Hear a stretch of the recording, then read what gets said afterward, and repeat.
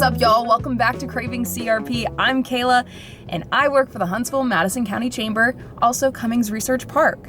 If you're new here, that must mean you are into classic Southern homestyle cooking, and I support that fully. So welcome to this video, and if you're not new and have been following along with this series so far, thanks so much. Welcome back. We've got a good one for you today. Now, if you didn't already know, Cummings Research Park is the second largest research park in the country, and it's actually the fourth largest in the entire world, which means we are known for a lot of work, business, defense, technology, engineering. But a lot of people don't realize that we actually house a lot of yummy food and experiences, music, festivals, things like that, and I want to show you all of it. So this season, we're expanding our search to more than just food, but also experiences. But today, we're going back to our hometown roots with season 1, and we are reviewing Tupelo Honey. Tupelo Honey is a Southern-inspired restaurant and is one of the newest additions to MidCity District. Their food is responsibly sourced by farmers, which I personally love. They also have over 20 years of experience. They're all about Southern hospitality, and they use local distillers and brewers, which we will get into in just a few moments. Now, when you first walk into Tupelo Honey, the first thing you're gonna see is this epic wall to your right. This is a nice Instagrammable wall for those who like to take pictures.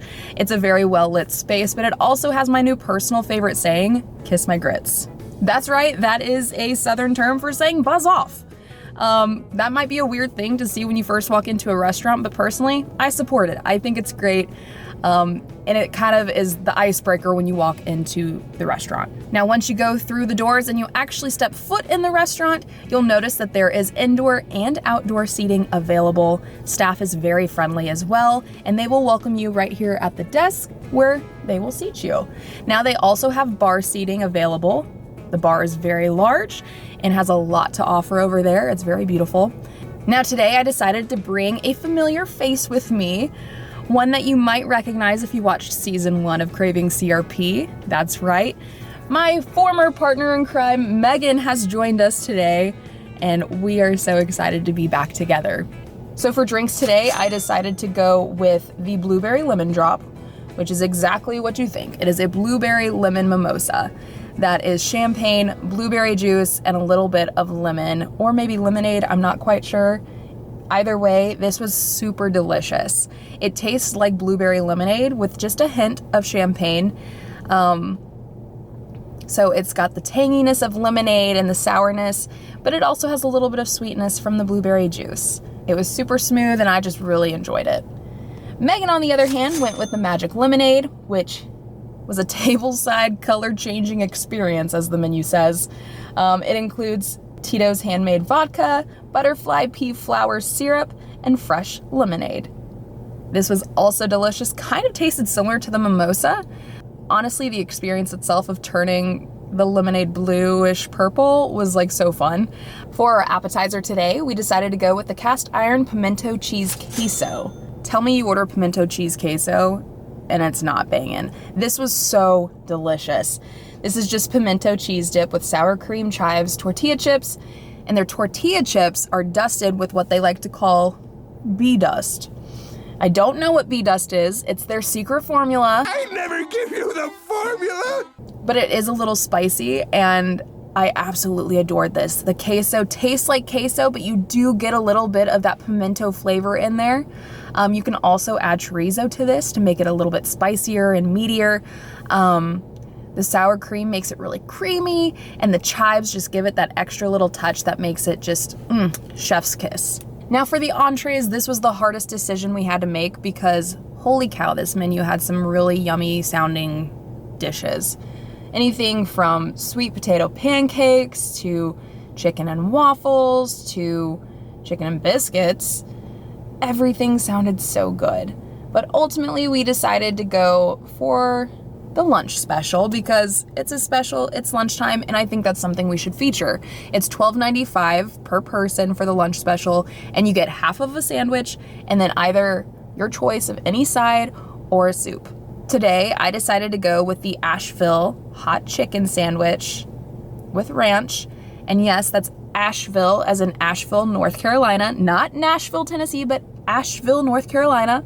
And this sandwich included spicy dusted fried chicken, cheddar, house-made pickles, buttermilk ranch, and griddled Texas toast. Now on the side, I decided to go with a Caesar salad, which is pretty basic, but I wanted to see what it was all about. This sandwich to me was pretty okay. It was good. It's not that it was bad, it just wasn't as spicy as maybe I had expected it to be. The chicken was juicy, it was crispy, and the toast was very yummy as well. I think the winning piece of this dish is the pickles. Like I mentioned earlier, the spice just wasn't enough for me, so I don't know that I would order this particular dish again. But if you're looking for a good solid chicken sandwich, it definitely was that. Now the Caesar salad was just a Caesar salad. There was nothing special about it, but it was very creamy. You got a lot of dressing. The croutons were very flavorful and added a nice addition to the Caesar dressing and the cold crispy lettuce. But if you've had a Caesar salad once, you've had it a million times. So I'll leave it at that. Megan, on the other hand, got an avocado melt, which just had sliced avocado, cucumber, red onion, Swiss cheese, green tomato aioli, and it was on a multi-grain bread. She seemed to really like this dish. I think she scarfed it down in about 2 minutes flat. She seemed to really like it. For her side, she decided with the cup of chicken poblano soup. I actually tasted some of this, and it was probably one of my favorite things we ate. It kind of resembled an enchilada soup, so a little bit of that like southwestern flavor profile that you like to see with that, and it was a little spicy, but it was really good. It was warm, and it had, you know, chunks of chicken and corn and beans, and it was very yummy. We also decided, because, you know, why not, to get another side, which was the goat cheese grits. I'll go ahead and say it now. I'm not a huge fan of grits, but this was delicious. Goat cheese grits might be the way I have to go when I eat grits. The grits were very well cooked. It was really creamy. You could taste the butter, you could taste the goat cheese, and I would highly recommend this as your side if you come here. Now, to top off this delicious meal that we had today, of course we had to get a dessert. And how could we choose just one when they all sound so good? So we decided to go with the mini dessert duo, which is one of each mini dessert between Heavenly Banana Pudding and Mississippi Mud Pie. The Mississippi Mud Pie is a cappuccino mousse on a crumbly chocolate cookie crust. Megan tried this one first, and she approved. She did not know that it had coffee flavor in it, so I think that kind of took her for a loop, but overall I think she really enjoyed it. It's chocolate, how could you hate it? The whipped cream on top was very good too. I think that must be homemade, but the real winner here was the banana pudding. I can't lie. Banana pudding seems to be a polarizing topic sometimes. Are you a hot banana pudding eater, or are you a cold banana pudding eater? I myself, I like cold banana pudding, and that's exactly what this was. So this was a knockout for me. It was very cold, and it had chunks of banana, smooth pudding, and the whipped cream on top just really pulled it all together. It's a very sweet dish, so, you know, take that for what it is. It is dessert, so of course it's gonna be sweet. Some people like things not so sweet, and if that's the case, this probably isn't it for you, but if you love sweet stuff, trust me, this is delicious. But man, the experience at Tupelo was something I really enjoyed. When I come out and shoot these videos, sometimes I have to make sure I prepare ahead of time and inform staff that I'm coming. Today, this whole week, this has been a last minute pull through together video. So we just showed up with my camera equipment and said, hey, can we film? And the staff was so friendly. Of course they let us film. I have nothing but great things to say about the staff. They had great recommendations. They were very friendly to us, and it was just so nice. Now this place can get busy, so if it's, you know, a busy time of the season, make sure you check ahead of time. You might need to make a reservation, which you can do online. Just go to their website, which will be linked below in the description.